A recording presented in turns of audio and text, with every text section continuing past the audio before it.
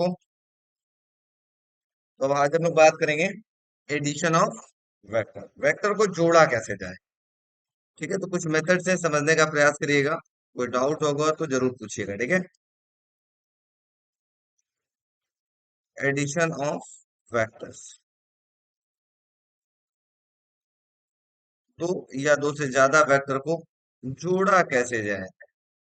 ठीक है, ऐड कैसे किया जाए उसको कहते हैं एडिशन ऑफ वेक्टर। आइए देखते हैं, कोशिश करते हैं कि समझ में आ जाए। समझ में आ जाएगा तो अच्छी बात है। ठीक है, मेथड नंबर वन। ठीक है, मेथड नंबर वन, अगर दो वेक्टर, सपोज करो ये ए वेक्टर है और ये दूसरा बी वेक्टर है। ठीक है, दोनों सेम डायरेक्शन में जा रहे हैं। ये ए वेक्टर है और ये बी वेक्टर है, दोनों सेम डायरेक्शन में जा रहे हैं। जब इन दोनों वेक्टर को जोड़ा जाएगा, ऐड किया जाएगा, तो ये वेक्टर कैसा मिलेगा जानते हो आप लोग। ये ऐसे मिलेगा। इन दो वेक्टर को जोड़ोगे तो ये ऐसे मिलेगा। ये क्या था, ए वेक्टर, और ये क्या था, बी वेक्टर। इन दोनों को जोड़ दो, कितना बड़ा हो गया बताओ। कितना बड़ा हो गया ना। ये कहलाएगा इसका रिजल्टेंट वेक्टर। यहां से स्टार्ट होकर के यहाँ। बोलो समझ में आया कैसे जोड़ा गया। कितना आसान है जोड़ना ना। मतलब अगर दो वेक्टर एक ही डायरेक्शन में जाएंगे तो इन दोनों के मैग्नीट्यूड को क्या किया जाएगा, आपस में जोड़ लिया जाएगा। ये यहाँ से यहाँ तक का मैग्नीट्यूड था और यहाँ से यहाँ तक का मैग्नीट्यूड था, दोनों को आपस में क्या करेंगे, जोड़ लेंगे। तो क्या मिलेगा आपको, मिलेगा ये कहलाएगा resultant vector, which is equal to होगा A vector plus B vector. अब क्वेश्चन इसमें ये है कि ये रिजल्टेंट वेक्टर किस डायरेक्शन में जाएगा। ठीक है, जैसे सपोज करो ये रिजल्टेंट वेक्टर है, मैं इसका कलर चेंज कर लेता हूँ तो ज्यादा आपको क्लियर रहेगा। इसको कर लेता हूँ ये। ठीक है, इसको कलर कोई और कलर कर लेता हूँ, इसको कर लेता हूँ आपको ग्रीन कर लेता हूँ। ठीक है, और इसको कर लेता हूँ कोई और कलर कर लेता हूँ। मान लो इसका कलर हो गया हमारे पास सारे के सारे यार। ठीक, तो रिजल्टेंट वेक्टर का डायरेक्शन किधर होगा। पहले तो रिजल्टेंट वेक्टर मिल गया, दोनों को जोड़ लिया गया। इनका डायरेक्शन किधर होगा, जिस डायरेक्शन में बड़ा वाला वेक्टर जा रहा है। तो इन दोनों में से बड़ा वेक्टर कौन है, इसमें और इसमें बड़ा वेक्टर कौन है, ये। तो जिस डायरेक्शन में बड़ा वाला वेक्टर जाएगा उसी डायरेक्शन में रिजल्टेंट वेक्टर जाएगा। तो बड़ा वेक्टर इधर जा रहा था, तो रिजल्टेंट वेक्टर भी क्या करेगा, उसी डायरेक्शन में जाएगा। याद हो गया, जो बड़ा होगा, बड़ा का डायरेक्शन होगा वही रिजल्टेंट का डायरेक्शन होगा। मोटी मोटा बात, जो बड़ा होगा वही डोमिनेट करेगा। ठीक है, कोई डाउट बच्चों, बोलो कोई doubt. No sir. Rule number two, suppose करो एक वेक्टर है ये इधर जा रहा है, इसका नाम ए वेक्टर है। और बी वेक्टर है वो इधर जा रहा है। ठीक है, ऊपर वाला कौन था, ए वेक्टर, और नीचे वाला क्या था, बी वेक्टर। ऊपर वाला है ए वेक्टर। ठीक, लेकिन अब की बार इन दोनों वेक्टर का डायरेक्शन क्या है, अपोजिट है। ठीक है, तो इनका रिजल्टेंट वेक्टर क्या होगा, इनका रिजल्टेंट वेक्टर माइनस हो जाएगा। कैसे माइनस हो जाएगा, क्योंकि डायरेक्शन अपोजिट है। तो बड़े में से छोटे को माइनस कर दोगे तो ये बच गया पोर्शन, ये ना पोर्शन बचा, यही कहलाएगा उसका क्या, रिजल्टेंट वेक्टर। नहीं समझे, इस बड़े वेक्टर में से इस छोटे वेक्टर को माइनस कर दिया गया, जो बच गया वो क्या कहलाएगा उसका, रिजल्टेंट वेक्टर। और कोई बच्चा बता दे कि रिजल्टेंट वेक्टर का डायरेक्शन किधर होगा, जिधर बड़ा वाला जाएगा उधर ही कौन जाएगा, रिजल्टेंट वेक्टर जाएगा। तो रिजल्टेंट वेक्टर का डायरेक्शन क्या होगा यहाँ पर, ये होगा रिजल्टेंट वेक्टर आर वेक्टर बराबर क्या होगा, जल्दी बताओ। किसमें से किसको माइनस किया गया, बड़े में से छोटे के। और हमेशा रिजल्टेंट वेक्टर किस डायरेक्शन में जाएगा, जिस डायरेक्शन में बड़ा जाएगा। चाहे दोनों वेक्टर सेम डायरेक्शन में जा रहे हो या दोनों वेक्टर अपोजिट डायरेक्शन जा रहे हो, हमेशा रिजल्टेंट वेक्टर बड़े वाले के डायरेक्शन में जाएगा। अगर दोनों सेम डायरेक्शन जा रहे हैं तो इन दोनों को जोड़ लिया जाएगा, A plus B. Equal to resultant vector हो जाएगा। अगर दोनों अपोजिट डायरेक्शन में जा रहे हो, तो ये अगर ये ए वेक्टर है ये बी वेक्टर है, तो हमेशा बड़े में से छोटे को माइनस करेंगे, रिजल्टेंट वेक्टर मिल जाएगा A vector minus B vector. किस डायरेक्शन में जाएगा? जिस डायरेक्शन में बड़ा जाएगा उसी डायरेक्शन में कौन जाएगा? रिजल्टेंट जाएगा। समझ में आया? हाँ या ना? आ गया। ये तो बहुत आसान था कि सर दो वेक्टर सामने सामने दिख रहा था तो जोड़ लिया गया, एक ही डायरेक्शन में जा रहा था तो जोड़ लिया गया, अपोजिट डायरेक्शन में जा रहा था तो माइनस कर लिया गया। किस में से किसको माइनस किया गया? बड़े में से छोटे को माइनस किया गया। ठीक है। अच्छा सर, इसको नोट करिए, फिर अगला बताते हैं। अब मैं बोलूं, नेक्स्ट थर्ड वाला आपके पास इंपॉर्टेंट, कि दो वेक्टर अभी तक तो सीधे सीधे ऐसे जा रहे थे, ऐसे सीधे सीधे जा रहे थे, या ऐसे जा रहे थे, ऐसे ही जा रहे थे ना। लेकिन अब मैं बोलूं दो वेक्टर सीधे न जा करके, एक वेक्टर इधर जा रहा हो, दूसरा वेक्टर एक पर्टिकुलर एंगल पे जा रहा हो। अभी तक इन दोनों केस में यहां था theta is equal to 0 degree, और यहां था theta is equal to 180 degree. याद होगा, ये लाइक वेक्टर था, ये unlike vector.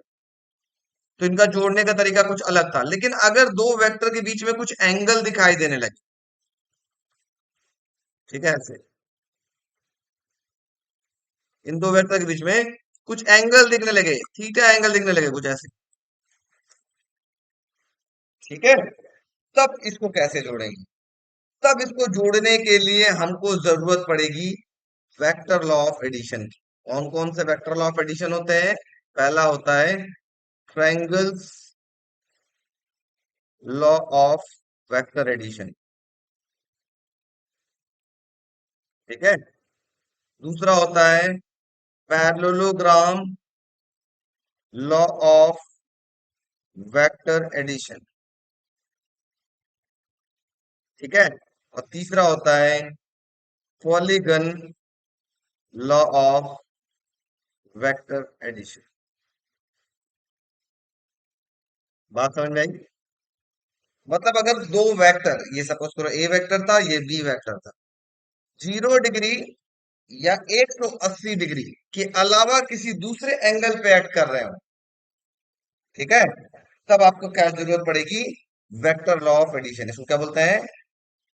Vector law of addition. कौन कौन से होते हैं?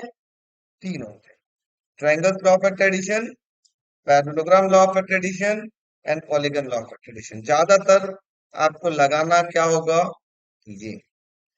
उसके बाद ये, इसका यूज न के बराबर, ठीक है। तो ज्यादातर हमको क्या यूज करना होगा?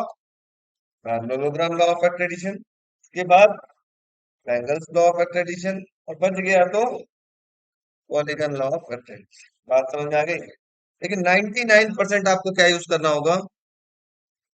पैरेललोग्राम। 90 नहीं बोलो, 99 मत बोलो, 90% बोलो। 10% ये, और 0% ये, इसकी मुझे जरूरत ही नहीं है फिलहाल। समझ गए? इसको भी पॉइंट नंबर थर्ड में लिखिए, फिर इसको समझाते हैं। अब सबसे पहला हम लोग बात करेंगे आज triangles law of vector addition. Triangles law of vector addition, पहले इसको हम लोग समझेंगे, ठीक है। लिखने का थोड़ा भी प्रयास नहीं करेंगे, 1 भी % लिखने का प्रयास कोई नहीं करेगा, ठीक है। लिखने का प्रयास करो, गड़बड़ हो जाएगा। अच्छा बच्चों, ये बताओ ट्रायंगल के अंदर कितने साइड होते हैं? 3 साइड होते हैं, एक, दो, तीन, होते हैं ना? बोलो कितने साइड होते हैं? सबको पता है ना, 3 साइड, एक, दो, तीन। अच्छा, अब मुझे बताओ, अगर ये कोई वेक्टर है, तो इस वेक्टर में आपको क्या क्या चीज दिखाई दे रहा है? इतना से इतना बड़ा क्या है इसका मैग्नीट्यूड, और इधर जा रहा है तो क्या दिखाई दे रहा है? डायरेक्शन। मतलब एक वेक्टर जब बनाएंगे तो आपको दो चीज दिखाई देगा। क्या क्या दिखाई देगा? मैग्नीट्यूड दिखाई देगा, और उसका डायरेक्शन दिखाई देगा। दिखाई दे रहा है? ठीक है। अब थोड़ा ध्यान से देखना, इसी ट्रायंगल को मैं इस तरीके से बना रहा हूं। ये है ट्रायंगल का पहला साइड, ठीक है, जिसको कोई एक वेक्टर से रिप्रेजेंट किया जा रहा है। इस वेक्टर का क्या क्या चीज आपको दिखाई दे रहा है? इस वेक्टर का आपको दिखाई दे रहा है मैग्नीट्यूड और डायरेक्शन। ये हो गया ट्रायंगल का दूसरा साइड। इसमें भी आपको क्या क्या दिखाई दे रहा है बताओ? ये सपोज करो बी वेक्टर है। इस बी वेक्टर का आपको क्या क्या दिखाई दे रहा है? इसमें भी आपको दिखाई दे रहा है मैग्नीट्यूड और डायरेक्शन। अब ये कौन से ऑर्डर में है? ऑर्डर कौन सा यहाँ देख के बताओ। तो मैंने आपको बचपन में एकदम स्टार्टिंग में ऑर्डर सिखाया था, बताया था कोई नहीं बताता है। देखो याद करो, यहाँ बताया था। अगर एक का हेड दूसरे के टेल से लग जाए तो उसको कौन सा ऑर्डर बोलते हैं? Same order. या टेल टेल टच हो या हेड हेड टच हो तो क्या कहलाएगा? Opposite order. तो नीचे अगर मैं थोड़ा सा आ जाऊं, थोड़ा सा नीचे आ जाता हूं, यहाँ बताओ कौन सा ऑर्डर दिखाई दे रहा है? एक का हेड दूसरे के टेल से है तो कौन सा ऑर्डर दिखाई दे रहा है? Same order. बस लिखने के लिए लिख रहा हूँ, सिर्फ समझाने के लिए। अब लिखेंगे नहीं आप लोग ये सब चीज, ठीक है? बस समझाने के लिए लिख रहा हूँ, ठीक है? तो ट्रायंगल की कितने साइड हो गए? दो साइड। दो साइड किसको रिप्रेजेंट कर रहे हैं? दो वेक्टर के मैग्नीट्यूड और डायरेक्शन को, जो कि कौन से ऑर्डर में है? सेम ऑर्डर में है। तो जो तीसरा साइड है, जो तीसरा साइड है, इसको कलर कौन सा दे दूं? व्हाइट दे दूं? चलो। जो तीसरा साइड है वो क्या रिप्रेजेंट करेगा? वो रिप्रेजेंट करेगा, इसमें भी आपको क्या दिखाई दे रहा है? ये रिजल्टेंट वेक्टर को रिप्रेजेंट करेगा। तो रिजल्टेंट वेक्टर का क्या क्या दिखाई दे रहा है? इसमें भी दो चीज दिखाई दे रहा है, मैग्नीट्यूड दिख रहा है और डायरेक्शन दिखाई दे रहा है, ठीक है? और कौन सा ऑर्डर दिखाई दे रहा है? रिजल्टेंट का ऑर्डर कौन सा है? Opposite order. कैसे पता अपोजिट? क्योंकि टेल टेल अगर टच करेगा, हेड हेड टच करेगा तो उसको अपोजिट ऑर्डर बोलते हैं। अगर हेड और टेल टच करेगा तो ये क्या था? Same order. और अगर हेड हेड या टेल टेल टच करे तो उसको क्या बोलेंगे? Opposite order. ठीक है? यहां तक किसी को डाउट? अब मैं इसका डेफिनेशन बोलूं, थोड़ा ध्यान से देखेंगे, पहले लिखेंगे नहीं, पहले देखेंगे। ट्रायंगल के दो साइड से, side number one, side number two, ठीक है? According to triangle's law of vector addition, if two sides of a triangle representing, yeah, if two sides of a triangle representing magnitude and direction of two vectors, दो side है तो दो vector को represent करेगा, दो vector के magnitude और direction को रिप्रेजेंट करेगा, ठीक है? Which is taken in same order, then the third side of a triangle also representing magnitude and direction of resultant vector in opposite order. याद हो गया? नहीं याद हुआ? याद करा दूंगा, अभी कभी याद हो जाएगा, देखना। और ध्यान से सभी लोग देखेंगे फिर से। ये इंपॉर्टेंट है, सबको याद होना चाहिए। और याद हो जाएगा, याद होना क्या चाहिए? तुरंत याद हो जाएगा, देखना। रेडी? देख, ट्रायंगल के दो साइड्स थे, किसको रिप्रेजेंट कर रहे हैं? Magnitude and direction of two vectors in same order. Then the third side also representing magnitude and direction of resultant vector in opposite order। याद हो गया? कितना टफ था? बहुत टफ। फिर से बोल रहा हूं, according to triangles law of vector addition, if two sides of a triangle representing magnitude and direction of two vectors in same order, then the third side of a triangle also representing magnitude and direction of resultant vector in opposite order। बताओ किसको किसको याद हुआ? Video वालों में से कोई बच्चा बता, याद हुआ? वीडियो वाले में से कोई बच्चों को याद हुआ? ऑनलाइन वालों में से, लाइव वाले में से? हाँ या ना? नहीं हुआ तो याद कराऊंगा। याद हुआ? जल्दी बोले, जल्दी बोले, फर्स्ट हाफ फर्स्ट टाइम नुकसान ना करें। According to triangle's law of vector addition, if two sides of a triangle representing magnitude and direction of two vectors in same order, then the third side of a triangle also representing magnitude and direction of resultant vector in opposite order. Sequence wise लिख दूं तो अब याद होगा। देखो ध्यान से ध्यान से ध्यान से ध्यान से ध्यान से ध्यान से ध्यान से ध्यान से अब याद हो गया। देखा, इसको बोलते हैं condensed law. If two side, one के बाद two, ठीक है, two sides of a triangle representing magnitude and direction of two vectors in same order, then the third side of a triangle also representing magnitude and direction of resultant vector in opposite order. अब ये number देख करके बोल सकते हो क्या? Sequence में बोलो, क्या बोलोगे जल्दी बताओ।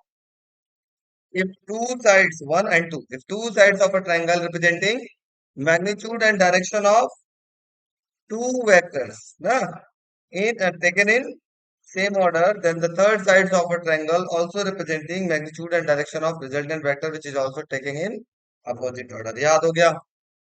जल्दी बोलो बच्चों, वीडियो वालों बोलो भाई, बोल। जिनका नाम है पैरेललोग्राम लॉ ऑफ एडिशन, आज हम लोग क्या पढ़ेंगे?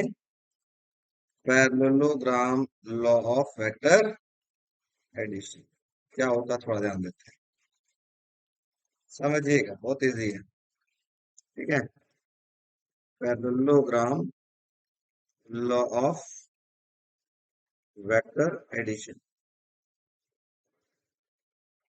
कैसे राइटिंग लिख रहा है हम, बेकार बेकार। ठीक है, पैरेललोग्राम लॉ ऑफ एडिशन। बच्चा कोई बताएगा पैरेललोग्राम क्या होता है? जिनके अपोजिट साइड्स पैरेलल होते हैं और इक्वल होते हैं। अब मैं क्वेश्चन अगर पूछूं, एडजेसेंट वर्ड समझते हैं क्या होता है? एडजेसेंट सुना है वर्ड? एडजेसेंट का मतलब क्या होता है? जैसे मैं बोलूं 1 2 3 4 5 6 7 8 लिखा हुआ है, अब मैं पूछूं 4 के एडजेसेंट कौन है? 3 भी है और 5 भी है, सटा हुआ। ठीक है, मैं पूछूं 6 के एडजेसेंट कौन है? 5 भी है और 7 भी है, इसको बोलते हैं एडजेसेंट। ठीक है, तो अगर मैं बोलूं कोई अगर पैरेललोग्राम उठा लूं, चलो चलो मैं एक यहाँ से पैरेललोग्राम मान लो ये ले लेता हूँ, ये लो। ठीक है, ये पैरेललोग्राम है कि नहीं? इसका साइड है मान लो ये ए बी सी डी। तो इसके अगर मैं बोलूं ए बी के एडजेसेंट साइड कौन सा है? एडी भी है और बीसी भी है कि नहीं? उससे बोले डीसी का एडजेसेंट कौन है? फिर से वही है, एडी और बीसी सटा हुआ साइड। ठीक है, इसको बोलते हैं एडजेसेंट साइड्स। यहां तक भी क्लियर हो गया?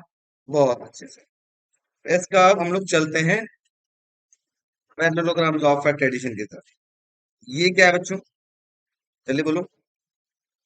वेक्टर है। ये क्या है? ये क्या है? ये भी एक वेक्टर है। सपोज करूं ये ए वेक्टर है और ये क्या है? B vector. ठीक है, थोड़ा ध्यान से देखना, दिख रहा है क्या आप लोग? वीडियो वालों बताएंगे तभी मैं मानूंगा। उन, उनकी आंखें तेज होनी चाहिए। वीडियो वालों दिख रहा है आप लोग को? ए वेक्टर और बी वेक्टर बोलो लोग, हाँ या ना? वो भी नहीं, सो गए हो क्या बेटा आप लोग? सो गए हैं सब, गुड। सो जाओ नन्ना मुन्ना प्यारे बच्चों। तो ये अब ये क्या दिख रहा है पूरा, आप बताना, ध्यान से बताना सारे बच्चे, मैं देखता हूँ। चलो चेक कर, यहाँ से उठो।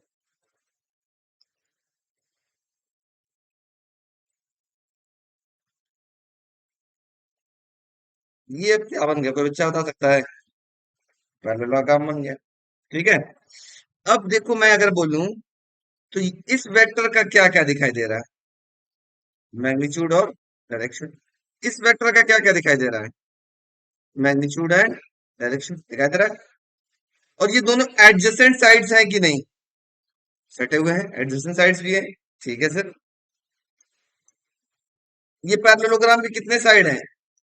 दो साइड। दो साइड को उसको रिप्रेजेंट कर रहे हैं दो वेक्टर के मैग्नीट्यूड और डायरेक्शन के, जो कि दोनों वेक्टर कहां से निकल रहे हैं? एक ही पॉइंट से निकल रहे हैं।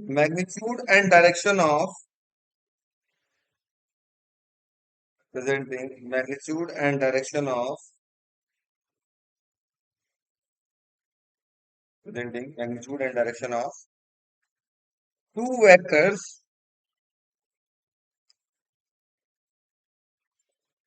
magnitude and direction of two vectors originating from a same point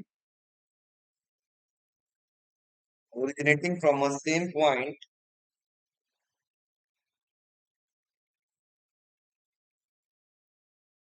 then the diagonal of this parallelogram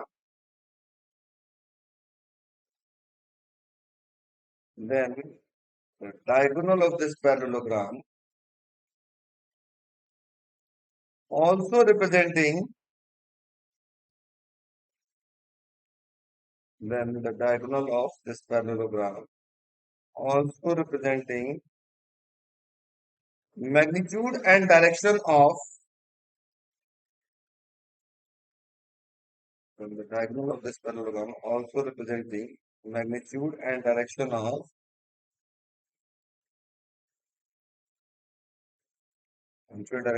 resultant vector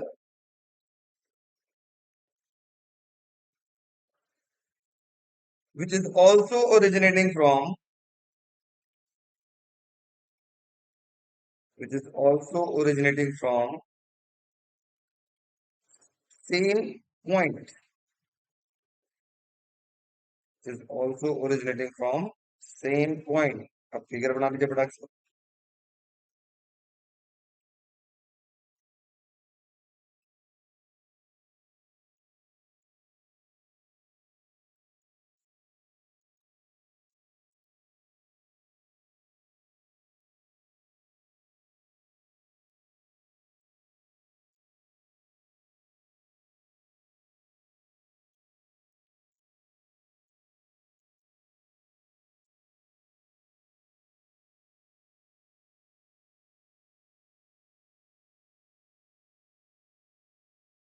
इस फिगर में एक और बात बताऊंगा अभी। ठीक है, पहले बना लीजिए फिर उसमें खिचड़ी और बनाया जाएगा, दाल भात चोखा।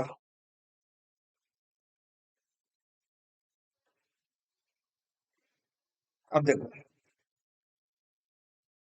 अब इससे पहले वाले में भी और इसमें भी एक और जरूरी चीज पढ़ लेते हैं जिसको बोलते हैं एंगल बिटवीन टू वेक्टर्स। दो वेक्टर के बीच का एंगल क्या लिया जाएगा? तो जैसे ये ए वेक्टर है, यहाँ पे ध्यान दीजिएगा, थोड़ा सा बहुत इंपॉर्टेंट बात बताने जा रहा हूँ बच्चों। ठीक है, ये ए वेक्टर है और ये बी वेक्टर है, इनके बीच का एंगल ये होगा, इसको बोलेंगे थीटा। ठीक है, and direction of resultant vector, resultant vector किस डायरेक्शन में जाता है उस एंगल को रिप्रेजेंट करते हैं बीटा से, और वो हमेशा रिजल्टेंट वेक्टर से बनेगा एंगल, ये एंगल होगा बीटा। थीटा और बीटा में अंतर होगा। थीटा क्या है? एंगल बिटवीन टू वेक्टर्स, दोनों वेक्टर्स हैं, उनके बीच का एंगल को बोलेंगे थीटा। ठीक है, और रिजल्टेंट किस डायरेक्शन में जा रहा है वो एंगल क्या बनाएगा? बीटा। अब जैसे इसमें बात करें, ए वेक्टर ये था, थोड़ा सा अच्छे से बना लेते हैं, चलो फिर से एक फिगर। ए वेक्टर ये था, बी वेक्टर ये था ना? इनके बीच का एंगल क्या कहलाएगा जल्दी बताओ? ये कहलाएगा थीटा, क्योंकि ये हो गया ए वेक्टर और ये हो गया बी वेक्टर। रिजल्टेंट कहाँ बन रहा था, याद है किसी को? ये पैरेललोग्राम बना, ये ढिमकाने बना, मान लो पैरेललोग्राम, ये था रिजल्टेंट वेक्टर, ये था आपके पास रिजल्टेंट वेक्टर। और ये एंगल क्या बनाएगा जल्दी बताओ? ये एंगल बनाएगा बीटा। समझ गए? तो इसमें थीटा क्या होगा? ये वाला एंगल होगा थीटा। ठीक है, इसमें बीटा क्या होगा? जो रिजल्टेंट एंगल बनाएगा वो क्या होगा? बीटा। समझ गया लोग कि नहीं समझे? फटाक से बना लो उसी में। तो उसको जब समझा देते हैं क्या होता है कि आपके दिमाग में रहना चाहिए। पॉलीगन क्या होता है बच्चों? Polygon law of vector addition क्या होगा, क्या मैं बता देता हूँ, बस याद रखिएगा, इसको बहुत ज्यादा याद नहीं रखना है, यूज बहुत है ही नहीं। Polygon law of vector addition. ठीक है, पॉलीगन क्या होता है? इसके एटलीस्ट तीन साइड हो या तीन से ज्यादा साइड हो तो ऐसे फिगर को हम क्या बोलते हैं? पॉलीगन। ठीक है, तो सपोज करो, ध्यान से देखो, मैं एक फिगर बना रहा हूँ।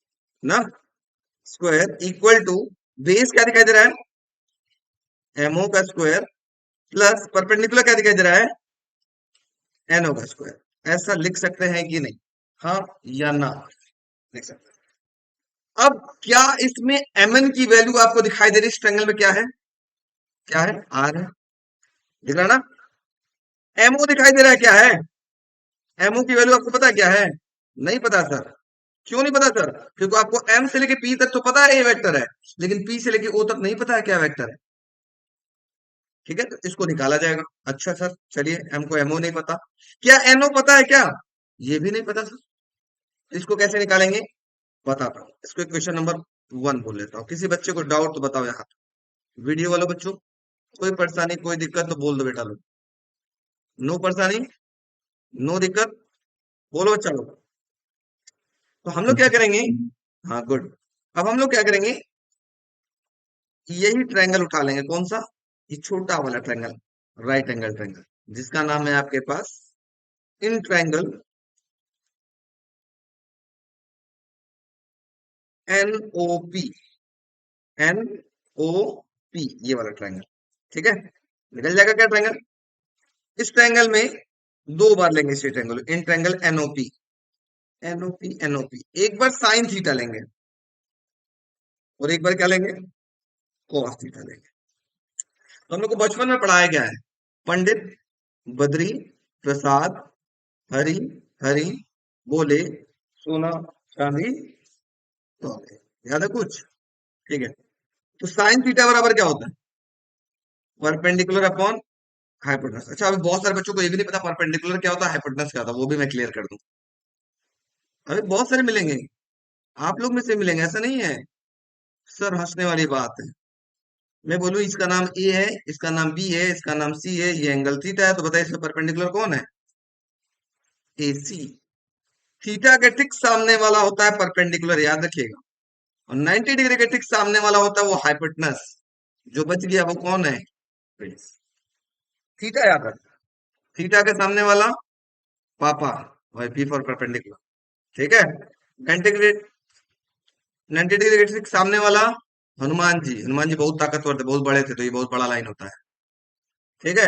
जो बच गया वो कौन, बाबा, छोटे मोटे इंसान, हनुमान जी के, ठीक है, याद हो गया, नहीं याद हुआ, थीटा के ठीक सामने वाले पापा, ना, कौन, 90 डिग्री ठीक सामने वाले हनुमान जी, और जो बच गए बाबा, वेरी गुड, पापा हनुमान जी बाबा। चलो, तो अब इस ट्रायंगल को अगर ध्यान से देखा जाए, इस ट्रायंगल को, इस ट्रायंगल में परपेंडिकुलर कौन है, ये ट्रायंगल के अंदर परपेंडिकुलर कौन है, जल्दी बताओ।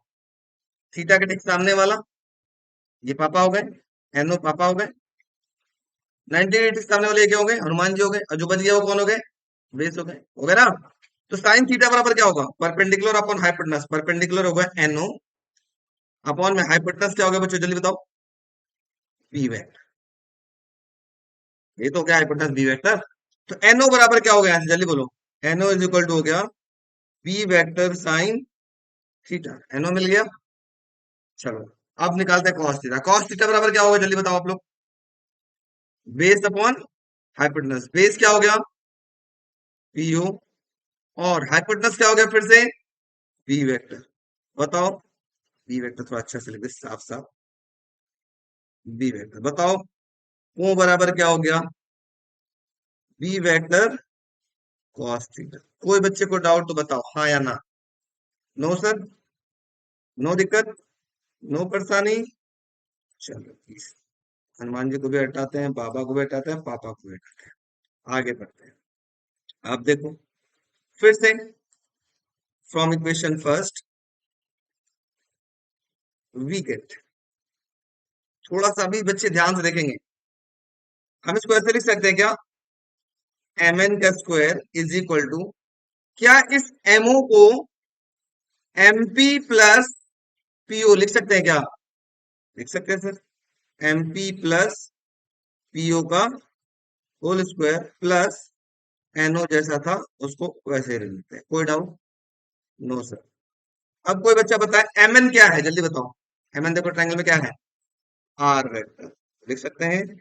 आर वेक्टर का whole square is equal to M, MP क्या है जल्दी बताओ, एम से लेके पी तक क्या है, A vector, very good, plus PO क्या है ऊपर हम लोग निकाल चुके हैं, बी वेक्टर कॉस थीटा का होल स्क्वायर, प्लस एनओ भी ऊपर हम लोग निकाल चुके हैं, क्या आया था, ई वेक्टर साइन थीटा का होल स्क्वायर। किसी बच्चे को दिक्कत यहां तक तो बताओ वीडियो वालों, आयुषी चौटाला नो और सर। शशांक, कोई डाउट नहीं, चलो अब नो आगे सर। बढ़ो। वेरी गुड, नहीं है तो भगवान आपका भला करे, ठीक है। अब एक थोड़ी देर बाद हम लोग पढ़ेंगे वेक्टर का प्रोडक्ट, हम लोग बाद में पढ़ेंगे, बस आप ये याद रखिए किसी वेक्टर को आप स्क्वायर करते हैं मतलब मल्टीप्लाई करते हैं दूसरे वेक्टर से ना, तो उसपे से वेक्टर का साइन गायब हो जाएगा। कब गायब होगा उसके लिए कुछ कंडीशन होता है, हम लोग अभी आगे जब वेक्टर का प्रोडक्ट पढ़ेंगे ना तब बात करेंगे। तो बस यहाँ से स्क्वायर हो रहा है तो यहाँ वेक्टर का साइन गायब हो जाएगा, यहाँ क्या हो जाएगा सिर्फ आर स्क्वायर, ठीक है। अब यहाँ ए प्लस इस पूरे को बी मान लेना, ए प्लस बी का होल स्क्वायर का फॉर्मूला आपको पता है क्या, ये हो जाएगा A square plus B square plus 2ab, यही ना होगा। और यहां पर लिख सकते हैं इसको B square sine square theta लिख सकते हैं। तो यहां मिलेगा R square equal to A square plus B square cos square theta plus 2ab cos theta plus B square sine square theta. अब इनमें से करना क्या है बच्चों, बहुत सिंपल सा काम करना है। इसको और इसको ध्यान से देखो, इसमें से कॉमन क्या दिख रहा है जल्दी से बताओ आप, कॉमन क्या दिख रहा है बच्चों, बी स्क्वायर कॉमन दिख रहा है, वेरी गुड। इनमें से बी स्क्वायर कॉमन ले लो तो ब्रैकेट में बचेगा क्या, cos square theta plus sign square theta plus 2ab cos theta, ये बचेगा। और आप लोगों को बचपन में पढ़ाया गया है sine square theta plus cos square theta equal to क्या होता है 1, तो इसकी वैल्यू क्या हो गई 1। तो आर बराबर क्या मिला, आर स्क्वायर इक्वल टू मिला A square plus B square plus 2ab cos theta. So R equal to हो गया अंडर रूट के अंदर बोलो A square plus B square plus 2ab cos theta. This is your answer, this is your answer, समझ में आया। अच्छा, ये तो अभी रिजल्टेंट वेक्टर निकला, रिजल्टेंट वेक्टर का मैग्नीट्यूड, ये रिजल्टेंट वेक्टर कितना बड़ा होगा वो निकल गया, ठीक है, आर की वैल्यू कितना बड़ा होगा। अब निकालना हो कि ये रिजल्टेंट वेक्टर किस डायरेक्शन में काम कर रहा है, डायरेक्शन में तो निकालना होगा, है कि नहीं। तो डायरेक्शन कैसे निकालेंगे सर, ये रिजल्टेंट वेक्टर किस डायरेक्शन में जा रहा है। तो अगर मैं बात कर लूं यहीं पर डायरेक्शन ऑफ रिजल्टेंट वेक्टर, इसी में समझा देता हूँ फिर लिखिएगा आराम से आप, डायरेक्शन ऑफ रिजल्टेंट वेक्टर, ये पूरा फॉर्मूला इंपॉर्टेंट है, ये पूरा डेरिवेशन इंपॉर्टेंट, ठीक है। Resultant of direction of resultant vector, ये रिजल्टेंट वेक्टर किस डायरेक्शन में जा रहा है, तो आपको क्या निकालना है, डायरेक्शन निकालने के लिए क्या निकालेंगे, रिजल्टेंट डायरेक्शन के लिए बीटा। तो हम यहाँ से tan बीटा निकाल लेते हैं, क्या निकाल लेते हैं, tan बीटा। थोड़ा ध्यान से देखिए कैसे आएगा, सारे बच्चे देखेंगे बात करेंगे तो कुछ नहीं आएगा, tan बीटा। अब कोई बच्चा बताए, अभी पढ़ा है पंडित बद्री प्रसाद हरि हरि बोले, तो tan थीटा के लिए क्या होता है या tan बीटा के लिए क्या होगा, परपेंडिकुलर अपॉन फेस, ठीक है। इस फिगर को मैं यहाँ पे फिर से कॉपी कर लेता हूँ नीचे, एक जगह रहेगा तो समझाने में भी आसान रहेगा, यही बुला लेता हूँ, आ जाओ भाई, थोड़ा सा छोटा हो जाओ, अच्छे लगो, ठीक है। अब बताओ, अब मैं अगर एक ट्रायंगल की बात करूं, tan बीटा निकालने के लिए कौन सा ट्रायंगल की जरूरत पड़ेगी बता दो बच्चों, देखिए तो कौन बच्चा बता सकता है tan बीटा निकालने के लिए किस ट्रायंगल की जरूरत पड़ेगी जिसमें tan बीटा दिखाई दे, बोलो फिर से वही, in triangle M O N, Monday, इस ट्रायंगल का नाम है MON, ठीक है। इस ट्रायंगल के अंदर आपको क्या दिखाई दे रहा है बच्चों? टेन बीटा बराबर क्या होगा? ये हो गया बीटा, इसके ठीक सामने वाला साइड क्या होगा? परपेंडिकुलर ना। और 90 डिग्री के ठीक सामने वाला क्या हो जाएगा? हाइपोटेनस। जो बच गया वो क्या हो गया? बेस हो गया ना। तो बताओ परपेंडिकुलर क्या होगा? एनओ अपॉन में बेस क्या होगा? एमओ। कोई डाउट? परपेंडिकुलर अपॉन में बेस क्या होता है? टेन थीटा होता है ना। बोलो हाँ या ना सर, बोलो भाई लोग। Yes sir. ठीक है। अब देखो सर, सर ये बताइए, एमओ तो दिया नहीं है, एनओ भी नहीं दिया है, तो अभी हम इसको ऐसे लिख सकते हैं क्या? एनओ अपॉन में एमओ को क्या लिख सकते हैं? एमपी प्लस पीओ लिख सकते हैं क्या? हाँ या ना? और बचपन में कभी हम लोगों ने एनओ की वैल्यू निकाली थी? पीछे कहीं एनओ की वैल्यू निकाली थी? एनओ की वैल्यू क्या आई थी थोड़ा देख लिया जाए। एनओ बराबर क्या आया था?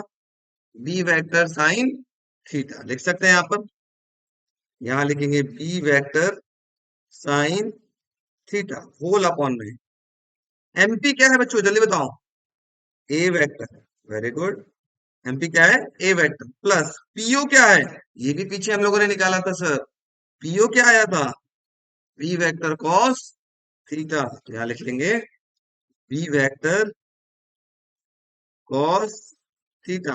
This is the formula for what? Finding the direction of resultant vector. Resultant vector किस डायरेक्शन में जा रहा है उसका डायरेक्शन फाइंड करने के लिए। बात समझ में आ गई? वीडियो वाले बच्चों हाँ या ना बताओ। नहीं आ गई? अब छापो। अब मैं आप लोगों से पूछता हूं, कौन बच्चा बताएगा?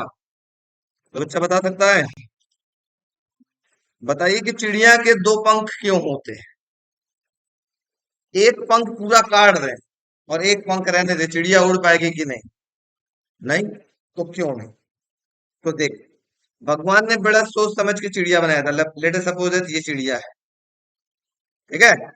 चुप हो जा बेटा। ये एक फोर्स इधर लगाएगी, एक पंख से, दूसरे पंख से फोर्स किधर लगाएगी? इधर लगाएगी। अब इन्हीं का रिएक्शन किधर होगा? रिएक्शन का मतलब होता है जिसका एक्शन के जस्ट अपोजिट। इसके ठीक सामने ये वाला फोर्स हो जाएगा, इसके ठीक सामने ये वाला फोर्स हो जाएगा। हो जाएगा क्या? हाँ या ना? अरे यार एक्शन रिएक्शन पढ़े नहीं है तुम लोग? ठीक है, तो ये रिएक्शन हो गया। तो अब इसका रिजल्टेंट फोर्स कैसा लगेगा? तो रिजल्टेंट फोर्स के लिए आप पैरेललोग्राम बनाओगे ऐसे, ऐसे। और ये जो डायगोनल होगा ये इसका क्या रिप्रेजेंट करेगा? Resultant force. ये क्या रिप्रेजेंट करेगा? Resultant force. ठीक है, इसका मतलब दो पंख इसी वजह से बनाया गया है कि ये दो पंख नीचे की ओर प्रेस करेंगे तो चिड़िया क्या करेंगे? इसका रिएक्शन ऊपर मिलेगा हवा की वजह से। तो एक फोर्स इधर लग रहा है F1, और F2 किधर लग रहा है? इधर लग रहा है। लेकिन दो डायरेक्शन में फोर्स लगा तो इनका रिजल्टेंट किधर लगेगा? तो उसका जो पेट होता है देखा होगा बीच में होता है, पेट किधर जाएगा? सामने की ओर जाएगा, ऊपर की ओर जाएगा ऐसे। इसी वजह से भगवान ने क्या किए हैं? चिड़िया के दो पंख बनाए। पतंग देखा है? पतंग, पतंग में कन्नी एकदम बीचों बीच में छेदते हो तभी ये ऊपर जाती है। तुम नीचे छेद के देखो तो कहाँ जाएगी? उड़ेगी ही नहीं। ये एकदम बीचों बीच में कन्ना छेद करके देखो, उड़ेगा ही नहीं। ठीक है, और यह एक तरफ भारी कर दो एक तरफ हल्का कर दो तो एक तरफ ऐसे ऐसे घूमने लगेगी ऐसे। कहीं पतंग उड़ाया होगा तो जानते होगे कि कभी कोई कोई पतंग ऐसा होता है ना, एक साइड ऐसे ऐसे भागने लगता है, तो हम क्या करते हैं उसके अपोजिट साइड में कागज बांध देते हैं या प्लास्टिक बांध देते हैं, बैलेंस हो जाता है। दोनों तरफ का, इधर का और इधर का फोर्स बैलेंस हो गया तो किधर जाएगा? एकदम स्मूथली ऊपर जाएगा, घूमेगा नहीं, ना इधर घूमेगा ना इधर घूमेगा। तो किससे पता चल रहा है? यही पैरेललोग्राम लॉ ऑफ एट्रेडिशन लगा रहे हैं आप। ठीक है, समझ गए? आया ना? नहीं समझे तुम लोग? समझ गए? तैरते समय हम एक हाथ से तैर सकते हैं क्या? तैर के देख लो, नहीं तैर सकते। दोनों हाथ से तैरते हैं। क्यों? कि इन दोनों का रिजल्टेंट लगेगा। मान लो आप एक हाथ पीछे कर रहे हो ऐसे, दूसरा हाथ पीछे कर रहे हो, तो इसका एक्शन किधर होगा? इधर। इसका एक्शन किधर होगा? इधर। और रिएक्शन, और अल्टीमेटली आप किधर मूव करेंगे? जल्दी बताइए। आप मूव करेंगे एकदम इधर, ऐसे। कैसे पता चला इधर मूव करेंगे? आपने क्या लगाया? Parallelogram law of addition. ठीक है, मान लो अगर ये 2 न्यूटन का फोर्स लगा रहा था, ये भी 2 न्यूटन का फोर्स लगा रहा था, इनके बीच का एंगल सपोज करो 90 डिग्री था, तो यहाँ फोर्स कितना लगेगा? तो हमारे पास फॉर्मूला हो जाएगा F इज इक्वल टू, इसको F1 बोल लेना, इसको F2 बोल लेना। तो F इज इक्वल टू क्या होगा? अंडर रूट में हमने फॉर्मूला पढ़ा है, F1 का स्क्वायर प्लस F2 का square plus twice of F1 F2 cos theta. F बराबर F1 कितना है? 2 का स्क्वायर, F2 कितना है? 2 का square plus 2 into 2 cos 90, cos 90 की वैल्यू कितनी होती है? 0। ये पूरा का पूरा क्या हो गया? 0। F बराबर क्या हो गया? 4 + 4। F बराबर कितना हो गया? Under root 8। F is equal to हो गया 2 √2 न्यूटन का फोर्स लगेगा। कहां पर? सामने। समझे आप लोग कि नहीं समझे? इन दोनों का रिजल्टेंट फोर्स इधर निकला, इधर। और कैसे निकाला गया? With the help of parallelogram law of vector addition. समझ में आया? ठीक है, तो इसी का ज्यादा यूज करेंगे, अभी क्वेश्चन कराएंगे इसका तो देखिएगा। चलिए आज अब हम लोग बात करते हैं एडिशन ऑफ वेक्टर, सबको समझ में आ गया। अब बात करते हैं मल्टीप्लीकेशन ऑफ वेक्टर। क्या बात करेंगे हम लोग? Multiplication of vector. Multiplication of vector ये बहुत खतरनाक है। एडिशन तो फिर भी आसान था, ये बहुत ही खतरनाक है। पूछे क्यों? दिखाई देगा। अच्छा बच्चों, आज के बाद आप लोग बताइएगा, आज मत बताइएगा, आज के बाद बताइएगा। आप लोग पढ़ा होगा 2 इंटू 3 एंड 2 इंटू 3, इसकी वैल्यू कितनी होगी? 6। इसकी वैल्यू कितनी होगी? 6। पढ़ा था ना? ऐसे तो पढ़ा, मैथ से मल्टीप्लाई करते हैं, डॉट भी लगा के मल्टीप्लाई कर लेते, करते हैं कि नहीं करते? लेकिन अगर वेक्टर में लिखा हो तो अंतर हो जाएगा। अगर लिखा हो A vector cross B vector, और अगर लिखा हो A vector dot B vector, इन दोनों में जमीन और आसमान का अंतर। ये अगर भगवान है तो ये हैवान है, ये आकाश है तो ये पाताल है, ये जमीन है तो ये आसमान है। समझे? अब क्या, क्यों सर, कैसे सर? अब मैं इसके बारे में बताता हूँ थोड़ा डिटेल में। ठीक है बच्चों, जिसको समझ में नहीं आएगा वो तुरंत हमें रोक देगा, बिना किसी रुकावट के आप मुझे रोक सकते हैं, मैं बेझिझक रुकने के लिए तैयार। बंद हो गया? My God. चलो, इधर हम लोग बात करेंगे, किसके बारे में बात करेंगे? Dot product. डॉट प्रोडक्ट, या इसको हम एक और नाम जान देंगे, स्केलर प्रोडक्ट। ठीक है, और इधर किसके बारे में बात करेंगे? क्रॉस प्रोडक्ट, या इसको किस नाम से जानेंगे? Vector product. ठीक है, किसी बच्चे को कहीं पे भी परेशानी होगी तो पूछ लेगा। पहले इसका एक फॉर्मूला देखते हैं, ठीक है? फॉर्मूला, पॉइंट नंबर 1, इसका फॉर्मूला होता है डॉट प्रोडक्ट। अगर ऐसे लिखा हो A vector dot B vector, ठीक है, तो इसका फॉर्मूला होता है मैग्नीट्यूड में ए वेक्टर, मैग्नीट्यूड में B vector into cos theta. ठीक है, ये फॉर्मूला होता है बेसिक, ये फॉर्मूला है। फॉर्मूला तो आपको याद रखना पड़ेगा, ठीक है, चाहे किसी भी तरीके से। अच्छा, इसको और कैसे लिख सकते हैं, थोड़ा और तरीके से बताया जाए। ए वेक्टर डॉट बी वेक्टर, मैंने आपको बताया था अगर किसी वेक्टर को मैग्नीट्यूड से बाहर निकालेंगे तो क्या होगा? सिर्फ ए हो जाएगा, वेक्टर का साइन गायब हो जाएगा। तो क्या इसको आप लिख सकते हो? ए बी कॉस थीटा लिख सकते हैं क्या? हाँ या ना? ठीक है सर। दूसरा चलते हैं, क्रॉस वाले बात करते हैं। किसे बात करते हैं? क्रॉस। आ जाओ, क्रॉस का पहला पॉइंट। अगर लिखा हो A vector cross B vector equal to क्या होगा? ये होगा magnitude of A vector, magnitude of B vector sine theta into N cap.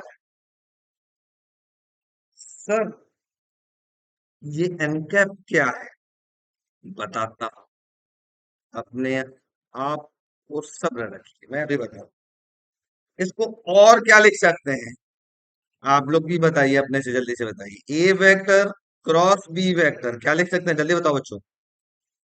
A B sine theta into N cap.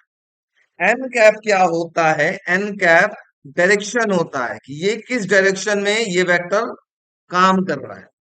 इसका ये वेक्टर किस डायरेक्शन में एक्ट कर रहा है। जैसे सपोज करो ए वेक्टर इधर जा रहा है, ठीक है, बी वेक्टर इधर जा रहा है, तो ये जो फिगर बनाएगा ना, इसका नाम होगा ए बी प्लेन। इस प्लेन का नाम क्या होगा, ए क्रॉस बी। क्या नाम होगा, ए क्रॉस बी। तो एन कैप किधर होगा, हमेशा इस प्लेन के क्या होता है, परपेंडिकुलर।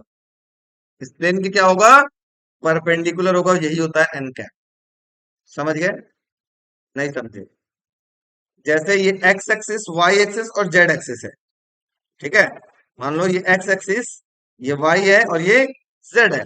सपोज करो ए वेक्टर इधर है, बी वेक्टर इधर है, तो ये एक प्लेन हो गया। प्लेन हो गया ना, इस प्लेन का नाम क्या होगा, एक्स वाई प्लेन। तो एन कैप किधर काम करेगा, जेड एक्सिस की तरफ काम। ठीक है, फिर से बताऊं। सपोज करो ये X axis, Y axis, Z axis. Suppose करो ए वेक्टर इधर है, बी वेक्टर इधर है, तो इस प्लेन का नाम क्या होगा, जल्दी से बताओ। Y Z plane. और एन कैप किधर काम करेगा, एक्स एक्सिस की तरफ, हमेशा उसके परपेंडिकुलर। ठीक है बच्चों, वीडियो वालों समझ में आ रहा है, हाँ या ना बताओ जल्दी। बच्चा लोग, वीडियो वालों, ऑनलाइन वालों, ये ऑनलाइन के नाम से फेमस है। आया यस समझ में, सर। गुड। अब चलते हैं आगे। ठीक है, फॉर्मूला नंबर 1 तो कोई टफ नहीं था। अब देखो बच्चों, आज के बाद आपको पहचानने आना चाहिए, जब भी आपके पास डॉट लगा हो कहीं पे दिखाई दे और वेक्टर क्वांटिटी के बीच में, तो ऐसे क्वांटिटी को आज के बाद आप स्केलर क्वांटिटी बोलोगे। क्या बोलोगे, स्केलर क्वांटिटी। और जब भी क्रॉस लगा हुआ नजर आएगा तो उसको क्या बोलोगे, वेक्टर क्वांटिटी। एग्जांपल कुछ बता दूं, पॉइंट नंबर 2 में एग्जांपल बता देता हूं पहले। एग्जांपल आपने पढ़ा होगा, work done. Work done equal to होता है फोर्स डॉट लगा होता है इनटू डिस्प्लेसमेंट। ये कौन सी क्वांटिटी हो गई, स्केलर क्वांटिटी। दूसरा एग्जांपल ले लेते हैं, फ्लक्स। ये होता है E vector dot DS vector. ये भी डॉट लगा है, कौन सी क्वांटिटी हो गई, स्केलर क्वांटिटी। डॉट से पहचानना आपको आ गया। सिमिलरली वेक्टर की बात करूं हम, इसका एग्जांपल बात करूं। एग्जांपल जैसे बोलूं टॉर्क, अभी आप इसे पढ़ेंगे आगे। टॉर्क होता है R vector cross F vector. क्या होता है, R vector cross F vector. दूसरा एग्जांपल बात करूं, एग्जांपल नंबर अगर 2 बात करूं, तो एंगुलर मोमेंटम ये होता है R vector cross P vector. तो बीच में क्या दिखाई दे रहा है, क्रॉस। क्रॉस बताएगा ये कौन सी क्वांटिटी है, वेक्टर क्वांटिटी है। समझ में आया, हाँ या ना। चलिए दोनों प्रॉपर्टी नोट करिए, फिर आगे बढ़ते हैं। Yes sir. चलिए अब करते हैं प्रॉपर्टी नंबर 3। ठीक है, थोड़ा समझने का आप लोग प्रयास करिएगा, ठीक है। प्रॉपर्टी नंबर 3 क्या है, इजी है, हलवा है गाजर का। थर्ड प्रॉपर्टी होता है कम्यूटेटिव प्रॉपर्टी।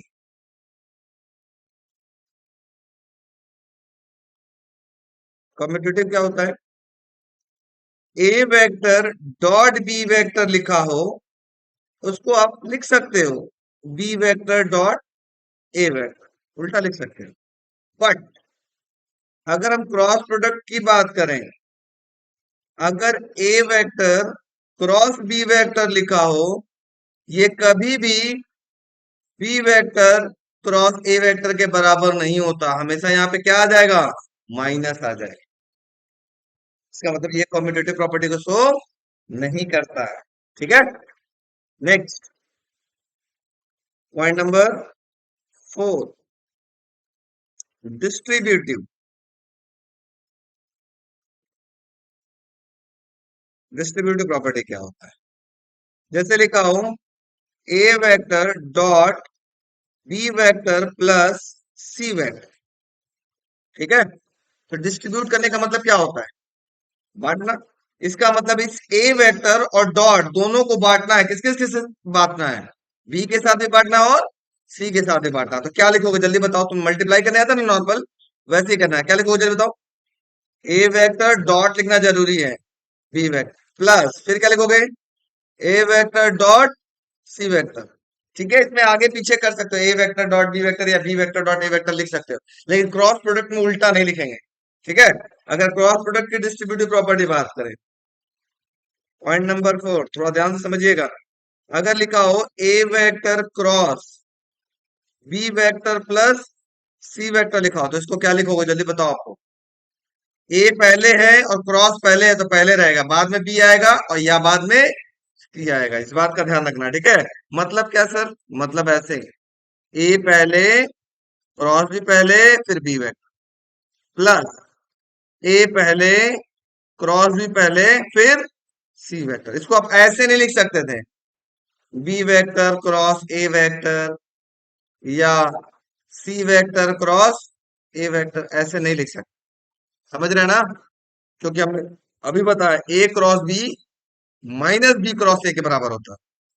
बात समझ में आई? हाँ या ना? बोलो बच्चा, वीडियो वालों लोग, सबको आ रहा है? Yes sir. Good.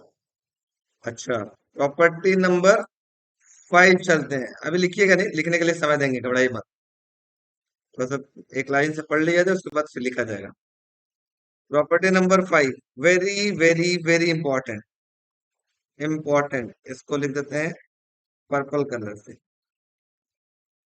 Important property. ये प्रॉपर्टी क्या बोलता है? अगर दो वेक्टर के बीच का एंगल, या if two vectors are perpendicular to each other, means if A vector is perpendicular to B vector, ठीक है, और थीटा की वैल्यू इनके बीच में कितना हो रहा है? 90 डिग्री हो रहा है, तो उनका देन उनका डॉट प्रोडक्ट क्या होगा? ए डॉट बी किसके बराबर होगा? 0 के बराबर होगा। कभी कभी अगर आपके पास लिखा है A dot B, A vector dot B vector equal to 0, इसका मतलब क्या होगा?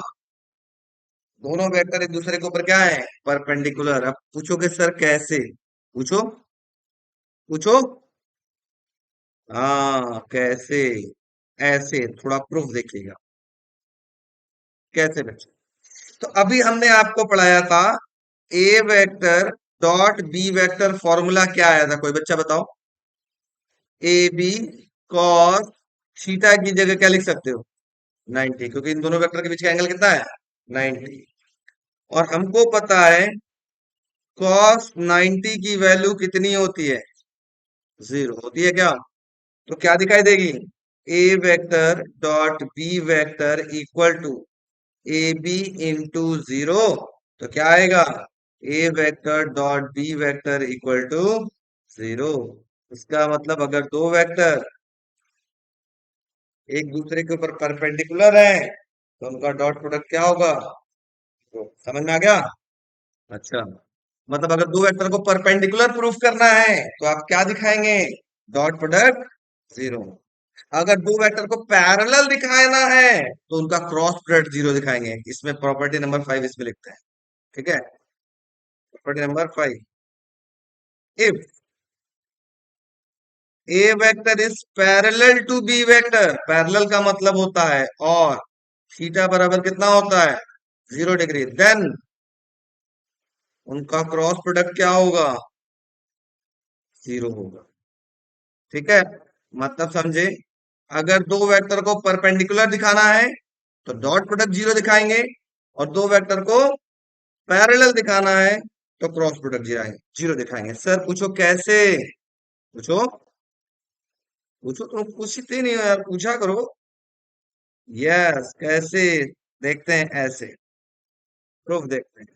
देखो, अभी मैंने आपको ए क्रॉस बी बताया था, A vector cross B vector equal to क्या था, जल्दी बताओ। A B sine theta into N cap. तो थीटा की जगह क्या लिखेंगे? 0 डिग्री इंटू एन कैप, क्योंकि इन दोनों वेक्टर के बीच का एंगल कितना है? 0 डिग्री। पैरेलल होने का मतलब होता है इनके बीच का एंगल कितना? 0। ठीक है। अब बताओ कोई बच्चा, साइन 0 की वैल्यू क्या होती है?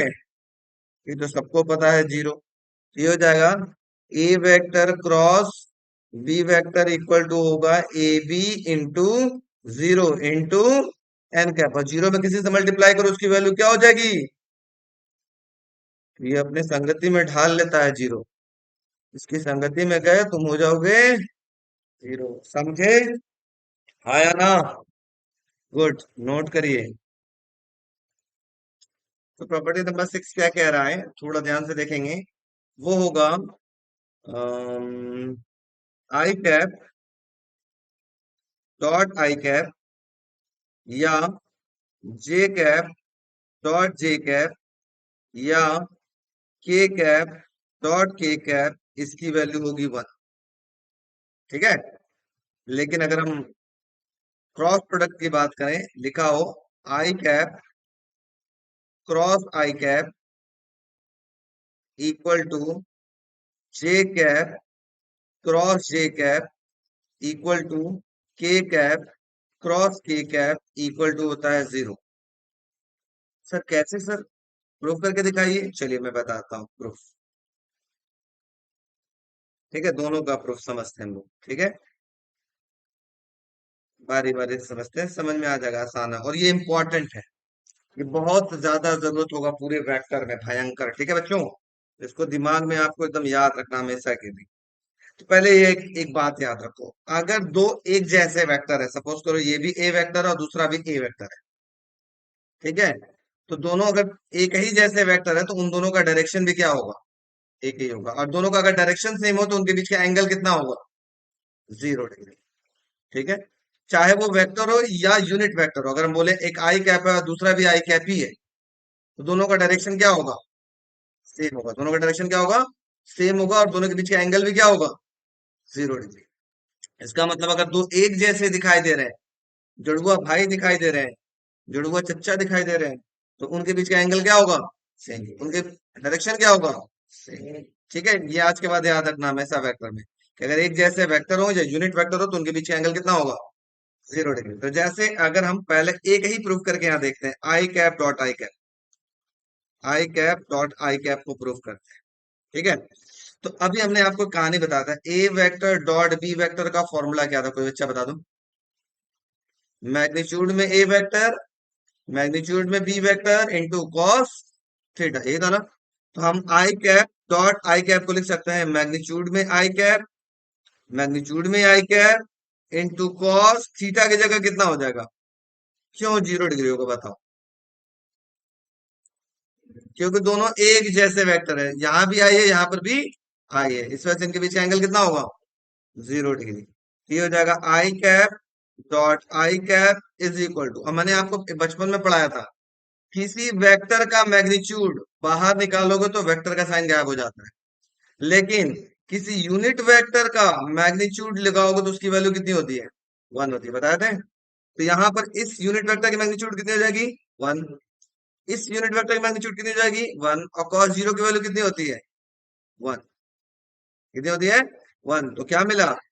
आई कैप डॉट आई कैप बराबर क्या हो गया? 1। समझ में आया? हाँ या ना? आ गया ना? अब चलते हैं J cap dot J cap, sorry J cap cross J cap देखते हैं। इसको इधर बगल में लिख देते हैं समझने के लिए। चलो, इसको इसकी जरूरत क्या है, डिलीट कर दो। ठीक है। अब देखो, J cap, sorry I cap cross I cap, cross product का फॉर्मूला क्या होता है जल्दी बताओ। A vector cross B vector का फॉर्मूला क्या होता है? Mod of, yes, mod of A vector mod of B vector sine theta into N cap. ठीक है। तो अब यहाँ पे बोलो मॉड ऑफ आई कैप, है ना, फिर mod of I cap sine theta कितना होगा अगर दोनों सेम वेक्टर है तो 0 डिग्री इंटू एन कैप हो जाएगा। अब ये होगा I cap cross I cap is equal to, इसकी वैल्यू हो गई 1 मैग्नीट्यूड की ना, इस मैग्नीट्यूड की वैल्यू भी कितनी हो गई 1, और साइन 0 की वैल्यू 0 इंटू एन कैप कितना हो गया I cap cross I cap बराबर क्या हो गया 0। 0 से किसे मल्टीप्लाई करो उसकी वैल्यू क्या होती है 0। समझ में आया वीडियो वाले बच्चों बोलो, क्लियर हुआ? Yes, yes sir. Sir. Good. Property number ये था 6। अब आगे चलते हैं प्रॉपर्टी नंबर 7 की तरफ, ठीक है? इकट्ठा लिखा जाएगा, अभी घबराइएगा मत, लिखने के लिए समय देंगे। प्रॉपर्टी नंबर 7 दिखेगा तो तुम लोग लिखते रहोगे, नहीं दिखेगा तो नहीं लिखो। अब अगर इसमें बात करें property number 7, I dot J लिखा हो, I cap dot J cap, या जे कैप डॉट आई कैप, या जे कैप डॉट के कैप, या के कैप डॉट जे कैप, या आई कैप डॉट के कैप, या के कैप डॉट आई कैप बराबर क्या होगा 0। क्या होगा? नहीं समझ में आया सर? समझा देते तो बड़ा अच्छा होता। इसका प्रूफ दे, फिर क्रॉस प्रोडक्ट में इसमें दो पार्ट में हो जाएगा, इसका जो क्रॉस प्रोडक्ट होगा ना वो दो पार्ट में टूटेगा, 7 का ए हो जाएगा और 7 का बी हो जाएगा, ठीक है? दो पार्ट में टूटेगा, कैसे टूटेगा वो भी हम लोग डिस्कस करेंगे तब बताते हैं, ठीक है? पहले बताएंगे तो दिमाग से उड़ जाएगा, पहले इसको समझते हैं, इसका प्रूफ देखते हैं, ठीक है? उठाते हैं, क्या लिखा हुआ बच्चों जल्दी बताओ। आई कैप बोलो, I cap dot J cap equal to क्या होगा थोड़ा ध्यान से देखते हैं। चलो स्टार्ट करते हैं। तो अब हम बात करते हैं I cap dot J cap, इसको क्या लिख सकते हैं जल्दी बताओ। अब पहले एक बात याद रखो, मैं देखूं किसको किसको याद है, किन बच्चों को याद है। ये एक्स एक्सिस है, ये वाई एक्सिस है, ये जेड एक्सिस है। एक्स एक्सिस की तरफ एक यूनिट वेक्टर लगता है, उसका नाम क्या होता है आई कैप, याद है क्या? वाई की तरफ बहुत तेज है सब भाई, जेड की तरफ सबको याद है? अच्छा, अगर हम बोले आई और जे के बीच का एंगल कितना होगा 90 डिग्री, कितना होगा 90 डिग्री, ठीक है? तो देखते हैं, इसका मतलब आई और जे दो अलग अलग वेक्टर है, इनके बीच का एंगल एंगल कितना होगा 90 होगा, ठीक है? कैसे होगा देखते हैं, इसको लिखेंगे mod of I cap mod of J cap into cos theta, होता है थीटा की जगह क्या लिखेंगे कॉस 90, ठीक है? ये हो गया I cap dot J cap, mod of I cap की वैल्यू कितनी होगी 1, मॉड ऑफ जे कैप 1 और कॉस 90 की वैल्यू 0, तो I cap dot J cap equal to क्या हो गया 0। समझ में आया? आया कि नहीं आया? ऐसे ही जे डॉट आई कर लो, ऐसे ही जे डॉट के कर लो, ऐसे ही आई डॉट के कर लो, ठीक है? हाँ, नहीं बस एक समझ गए तो सब ऐसे ही कर लोगे, जिसका पूछे आप ऐसे निकाल दो। समझ गए?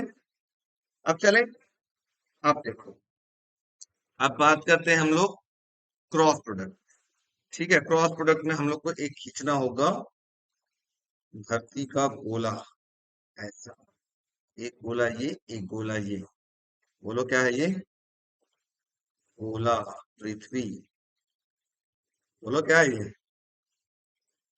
पृथ्वी, दोनों का कलर अलग अलग कलर है कि अच्छे समझ में आए, ठीक है? इसमें ये जो गोला है वो चलेगा एंटी क्लॉकवाइज, कैसे चलेगा एंटी, एंटी समझते हो? यस। अब यहां लिख लो आई, यहां लिख लो जे, और यहां लिख लो के, ठीक है? अ, ऐसे लिखो आई, इधर लिख लो जे, इधर लिख लो के, ठीक है?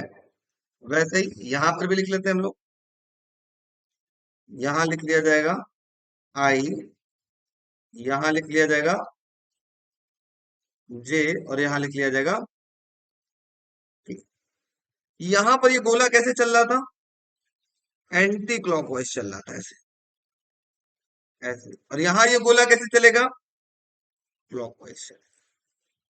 ठीक है, बात समझ में आ रही है? ऐसे। एंटी क्लॉकवाइज का मतलब क्या होगा? थोड़ा ध्यान से देखिएगा, समझ में आएगा नहीं। खतरनाक चीज पढ़ने जा रहे हैं आप। ठीक है, इसको कर देते हैं ग्रीन। अगर बोले आई क्रॉस आई, उसके बाद इस तरह से चलोगे तो क्या आएगा बाद में? क्या आएगा? आई क्रॉस जे बराबर क्या आएगा? ठीक है, आई क्रॉस जे इक्वल टू क्या हो जाएगा? ठीक है, नहीं समझ में आया? आ गया सब। अब मैं बोलूं जे क्रॉस के क्या आएगा, जल्दी बताओ। जे क्रॉस के इक्वल टू क्या होगा? I cap. समझ में आ रहा है क्या? थोड़ा थोड़ा आ रहा है? ठीक है। अब उसके बाद देखो, के क्रॉस आई क्या आएगा? Very good, K cross I cap equal to हो गया जे कैप। किसी बच्चे को डाउट? समझ में आ गया? ये तो बड़ा सिंपल था सर, अब तो समझा दिए। हलवा था गाजर का। नहीं आया ना? अरे पता नहीं करना, मैं बता रहा हूँ, पहले देखो तो अभी समझ में आ जाएगा, पहले समझो, प्रयास करो। कोशिश करने वालों की कभी हार नहीं। अब देखो, यही याद रखना है। आई के बाद जे आता है, उसके बाद क्या आएगा? के।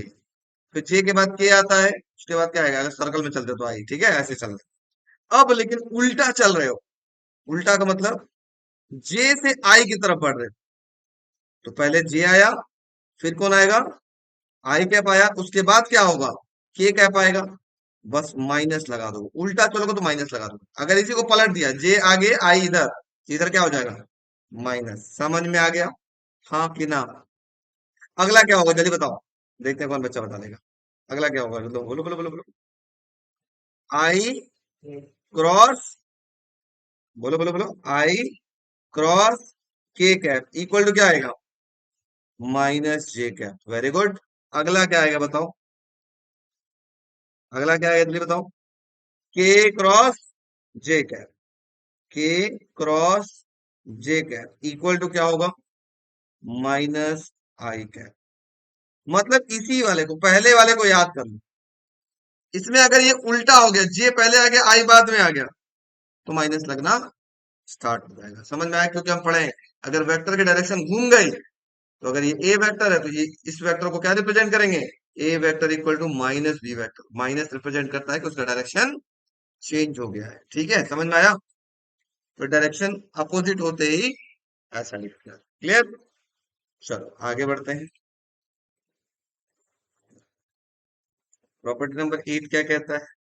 अच्छा, सेवेंथ में ये वाला आई cross J equal to K cap कैसे, वो बता देते हैं। ठीक है, उसका प्रूफ। ठीक है, प्रूफ। क्या प्रूफ करना है? यहाँ पे भी लिख लेते हैं, टू प्रूफ।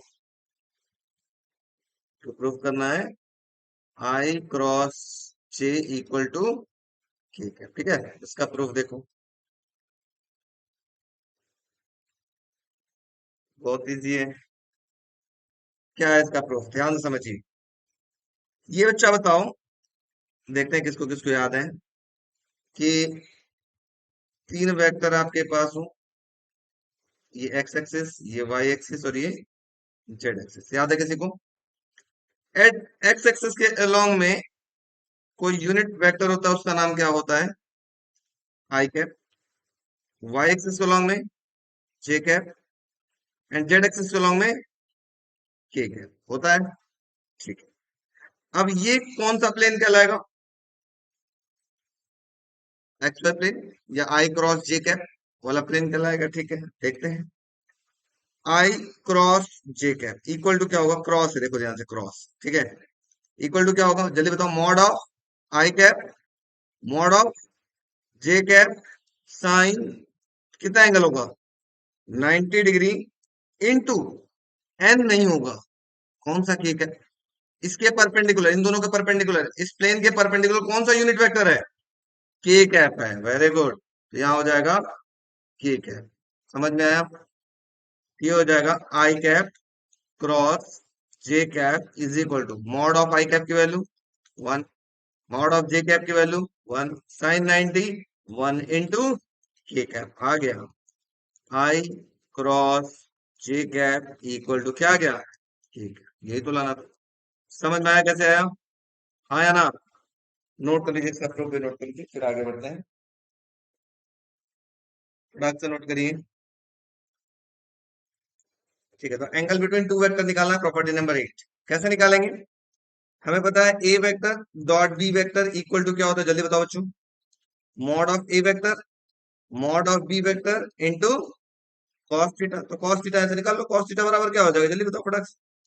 ये हो जाएगा A vector dot B vector upon में क्या हो जाएगा, mod of A vector and mod of B vector. Simple, ये तो बहुत हलवा दस है कि नहीं?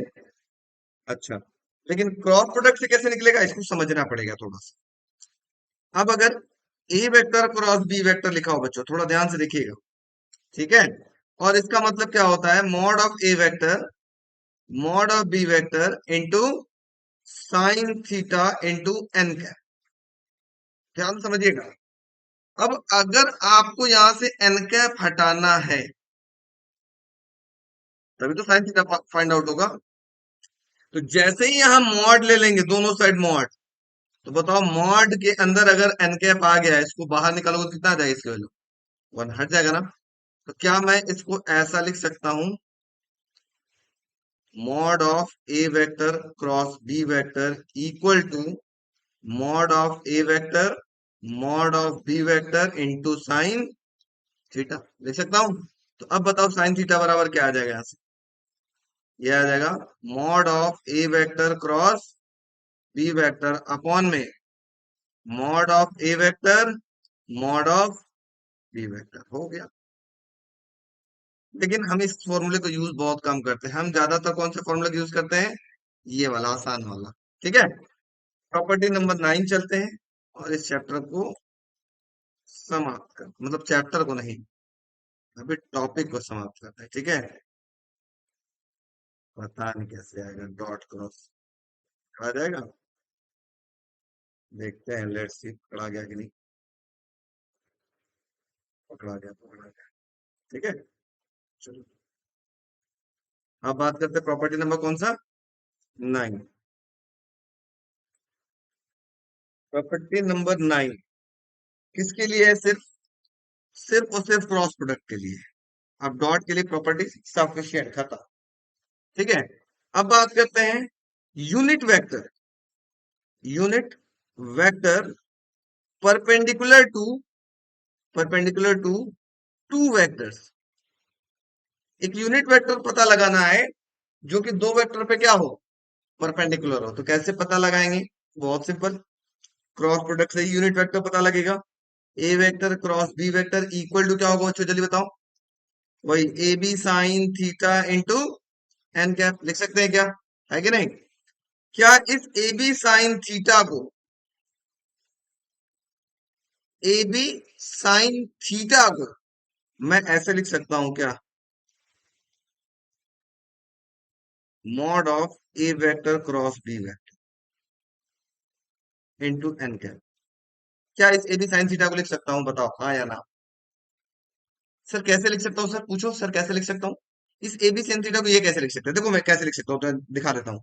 ये होगा क्या, मॉड के अंदर ए वेक्टर, मॉड के अंदर B vector sine theta into N cap. Mod से बाहर निकलेगा तो ये तो मॉड में रहेगा ही रहेगा, ये मॉड में रहेगा ही रहेगा, साइन थीटा होगा, और मॉड से बाहर एन कैप निकलेगा, इसकी वैल्यू क्या हो जाएगी? तो क्या ए बी साइन थीटा को मैं इसको ए इसको बी साइन थीटा लिख सकते हैं कि नहीं लिख सकते? क्या ए बी साइन थीटा को मैं ऐसा लिख सकते हैं, नहीं लिख सकते? लिख सकते हैं। हाँ, निकालने के बाद वैसा ही हो जाएगा, इसी वजह से इसको ऐसे लिख लिया जाता है। लिख लिया गया। अब यहीं से एन कैप की वैल्यू निकाल लो। एन कैप बराबर क्या हो जाएगा, ये हो जाएगा A vector cross B vector upon में क्या होगा, जल्दी बताओ, mod of A vector cross B vector. इस पे क्वेश्चन आता है एग्जाम में, समझ में आ गया, हाँ कि ना? बोलो यस। अभी रुको, प्रॉपर्टी नंबर 10 इसी के लिए, किसके लिए, क्रॉस के लिए, डॉट के लिए कोई भी प्रॉपर्टी नहीं है, बस डॉट के लिए सफिशिएंट, खत्म का।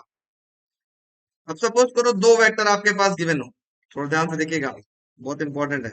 मैं ना ये डॉट के काम ही खत्म कर देता हूँ, यहाँ से डॉट को कर देता हूँ लीपा पोती,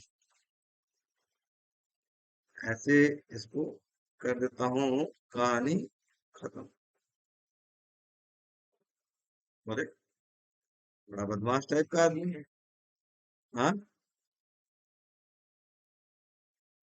बंद नहीं होगा।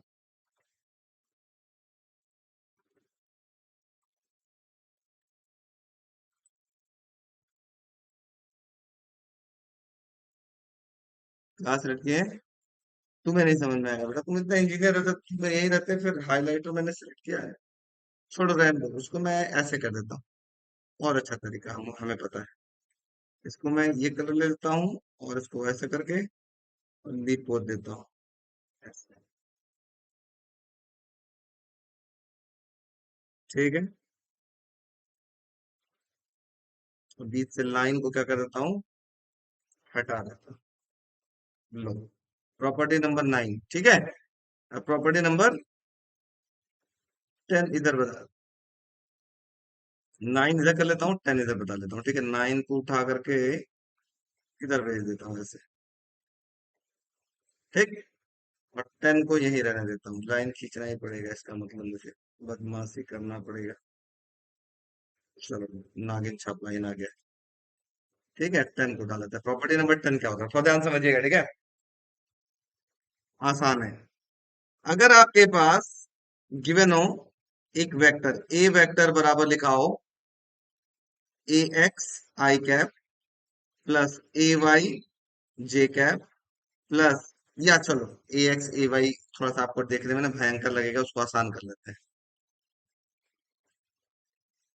इसको और आसान कर लेते हैं, ठीक है। इसको लिख लेते हैं हम लोग एक्स आई कैप प्लस वाई जे कैप प्लस जेड के कैप, ठीक है। और कोई दूसरा बी वेक्टर गिवन है, ये है P I cap plus Q J cap P Q, उसके बाद क्या होगा, आर के कैप, ठीक है।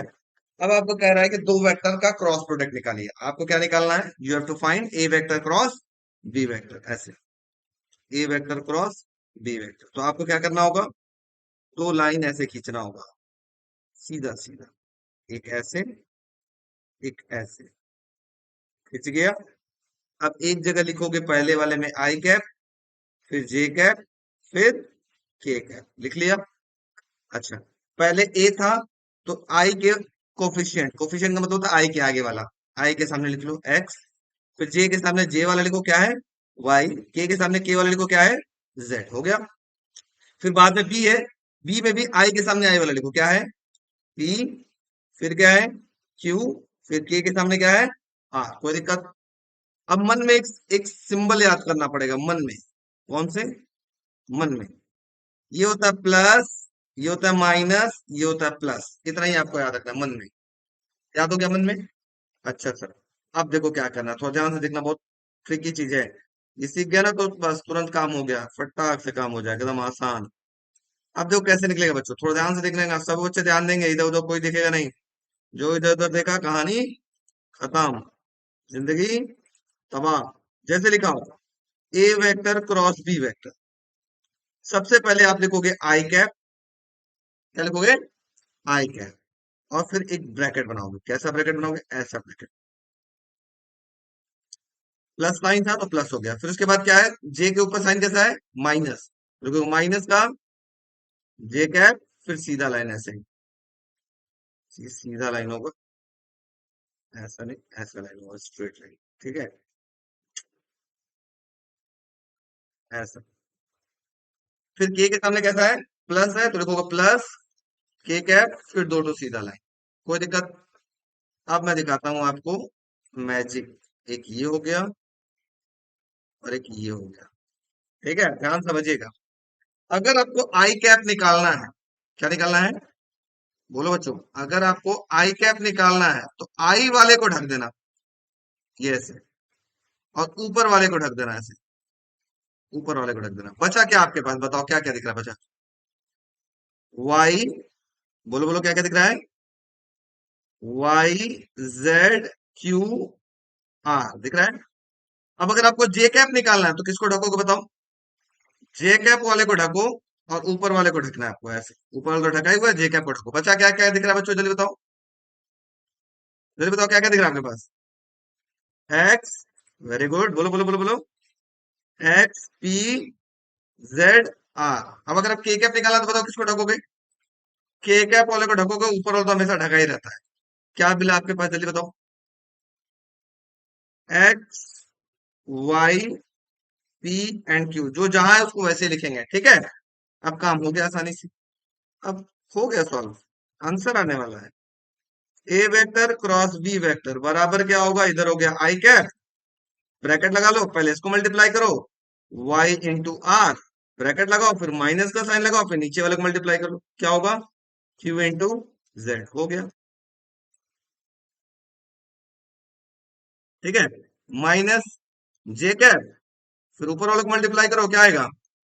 एक्स आर, ब्रैकेट में रखो, फिर माइनस साइन लगाओ, नीचे वाले को मल्टीप्लाई कर लो, क्या हो गया? pz। फिर प्लस के कैप हो गया, जल्दी बताओ क्या आएगा? ऊपर वाले को मल्टीप्लाई करो, क्या आएगा? एक्स क्यू, ब्रैकेट बंद करो, माइनस नीचे वाले को मल्टीप्लाई करो, क्या मिलेगा? P Y.